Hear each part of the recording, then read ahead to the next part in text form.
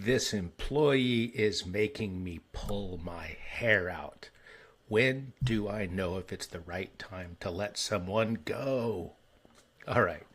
So, the topic for today is when do you decide or how do you decide to let somebody go?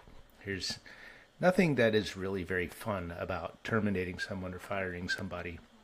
As a matter of fact, we used to call it good management if we could get someone to actually quit before we had to fire them. But the reality of it is, and I'm sorry to say this, but I really don't think there are that many bad employees out there. And for the most part, what I see, again, no disrespect intended, it's not intentional, but most people fail the employees. The employees really don't fail the employer. What do I mean by that? Well, the sad but honest truth about it is that dental school hasn't changed a whole lot, and that still the only thing that they do in dental school is teach people how to be dentists. They really don't teach people how to be HR specialists. They really don't teach people how to be leaders, and they really don't teach people how to set employees up for success. So let's just be clear on that. And then the other thing let's be clear on is I know you're doing the best you can do. I mean, that's just the honest truth of it. You're doing the best you can do. So how do we know when it's time to let someone go? Well, there's a few red flags.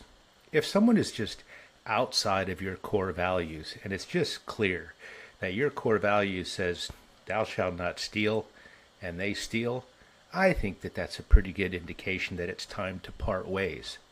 But the other thing about core values is it does give you a way to present to that employee that there's just a misalignment. And so I would first highly recommend that you sit down with the employee when you see that there's an action that you're not thrilled about. And that action is actually outside of what the core values is. It gives you an opportunity to say, hey, Joe, this action is outside of our core values. Do you see that? And if they agree with that, then there's an opportunity to, the next question is do you think you can get back in alignment with the core values? And if they can, then, well, maybe you don't have to terminate them at that point in time.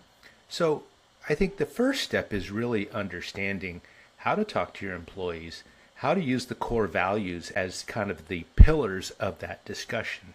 It's really not a matter of employee being good or bad or right or wrong. It's really a matter of alignment. You've got your core values.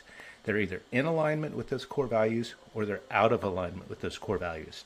If they can't find their way to get back into alignment, well, as I like to say, we can still be friends, but we're just not going to be coworkers anymore.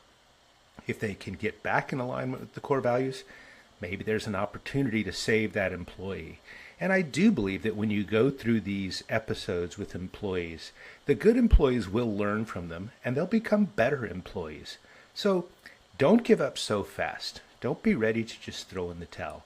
And maybe have someone that you can talk to about it if you haven't been through this before. Find a mentor, find a coach, or someone that can help you with it. I hope that this has helped.